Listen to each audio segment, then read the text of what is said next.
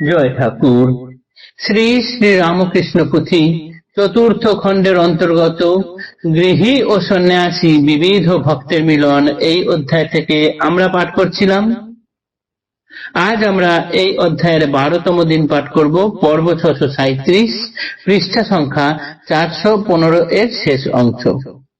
এর আগের দিনের পাঠে আমরা দেখেছি নরেনের জঠরাগ্নি এত তেজ সম্পন্ন যে ঠাকুর মাঝে মাঝে তার শিষ্য ভক্তগণ কেউ কেউ পাপের দ্বারা অর্জিত কিছু অর্থ দিয়ে নানান ভোজ্যদ্রব্য, ফলমূল আদি কিনে পাঠাতেন, মিষ্ট দ্রব্য ইত্যাদি। কিন্তু সেইগুলি ঠাকুর বুঝতে পেরে যেতেন, তাই সেগুলো পুটুলি বেঁধে আলাদা তুলে রাখতেন। অন্য কোনো ভক্তকে সেটি খেতে দিতে পারতেন না, কেন জানতেন যে এই জিনিস একমাত্র হজম করতে পারবেন নরেন, তাছাড়া আর কারো পক্ষে এটি হজম করা সম্ভব নয়। তাই তিনি নরেনের জন্য এগুলো সব আলাদা করে রাখতেন। একজন ভক্ত একদিন ঠাকুরকে জানিয়েছিলেন যে নরেন আজে বাজে জিনিস খায়। ঠাকুর বললেন সেটি নরেনের পক্ষেই সম্ভব হয়, তোমাদের পক্ষে সম্ভব নয়। ও যা খায় সেটি হজম করার ক্ষমতাও রাখে, সেটি তোমাদের দ্বারা সম্ভব হবে না। নরেন্দ্রের ঠাকুর এইরকম করেই মনে করতেন তাকে। এই অবস্থা অত গেল দিন পাঠ করেছিলাম। আজ আমরা দেখব নরেনের অবস্থা কত করুণ হয়ে যাচ্ছে।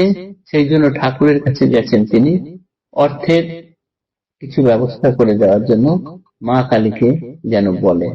উত্তরে ঠাকুর কি বলছেন সেটি আজকে আমরা দেখব। নরেন্দ্রের সংসারের অবস্থা এমন, অর্থাভাবে অতি কষ্ট পায় পোষ্যগণ।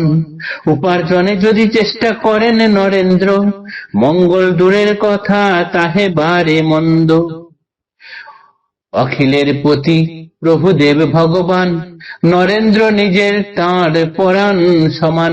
সেহেতু দিনে কেহ প্রভুর নিকট, জানাইল নরেন্দ্রের অবস্থা সংকট। অর্থাভাবে অতিশয় কষ্ট প্রতিদিন, নিরানন্দ মগ্ন সদা বদন মলিন। তদুত্তরে প্রভুদেব বলিলেন তাই, মৃগেন্দ্র যদ্যপি নিত্য খাইবারে পায়, প্রবল প্রতাপে তার পরমাদ গণি।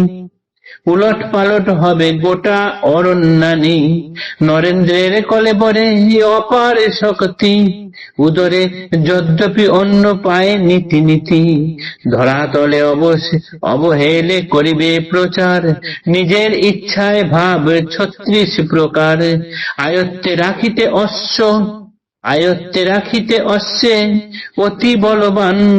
মুখে যেন রহে জোড়া কাঁটার লাগাম, সেই মতো নরেন্দ্রের অর্থাভাব ঘরে আটকে রাখিতে তাই সীমার ভিতরে।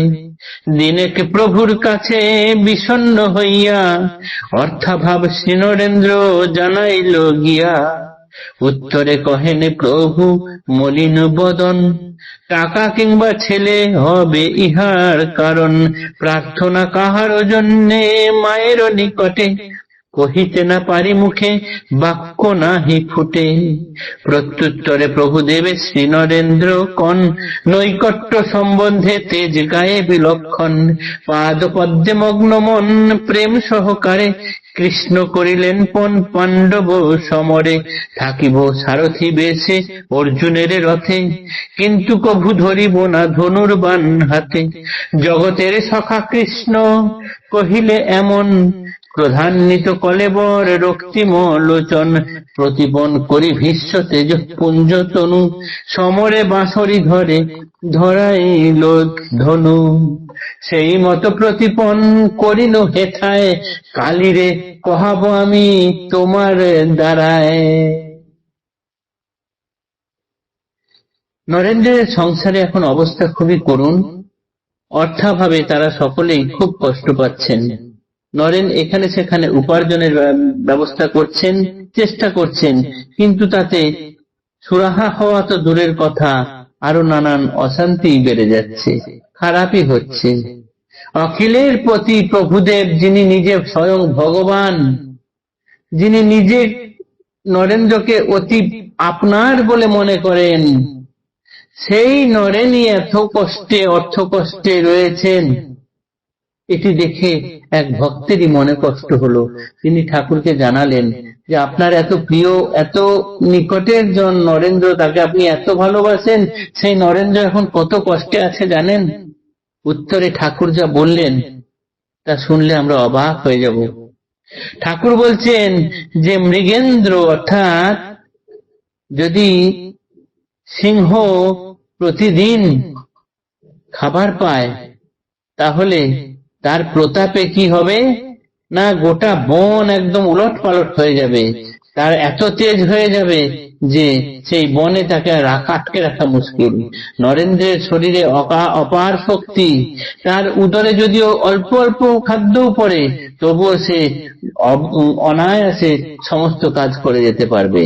তাকে যদি তার সম্পূর্ণ ইচ্ছা মতো বা স্বাচ্ছন্দ্যে সমস্ত কিছু দেওয়া যায়, সে এত প্রবল শক্তিধর হয়ে যাবে যে তাকে আয়ত্তে রাখা যাবে না। ঘোড়াকে আয়ত্তে রাখতে গেলে যেমন তার লাগাম পরাতে হয়, সেই জন্যই নরেন্দ্রের অর্থকষ্ট রয়েছে, যাতে তাকে লাগামের মধ্যে রাখা যায়। এই কথা ঠাকুর বলছেন। নরেন্দ্র স্বয়ং একদিন এসে ঠাকুরকে জানালেন, আমার ভীষণ অর্থকষ্ট, আপনি একটু মাকে জানান না, আপনি তো খুব কালী মানেন, মাকে মানেন, আপনি মায়ের কাছে যান না, গিয়ে বলুন না। ঠাকুর তখন বললেন, কারোর সন্তানের জন্য অর্থ, টাকা কড়ি ইত্যাদি জিনিসের জন্য আমি কখনো মায়ের কাছে কোনো কিছু চাই না, চাইতে পারি না, বলে তিনি চুপ রইলেন।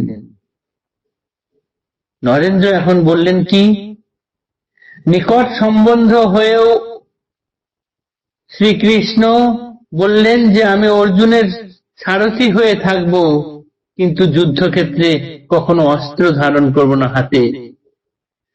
আর এই কথা শুনে তেজে পরিপূর্ণ হয়ে ভীষ্মদেব কি করলেন, তিনি বললেন, তোমাকে যদি যুদ্ধক্ষেত্রে এই বাঁশি হাতের থেকে নামিয়ে যদি অস্ত্র না ধরাতে পারি, তাহলে আমার নাম ভীষ্ম নয়। এই ভীষ্ম পণ করলেন।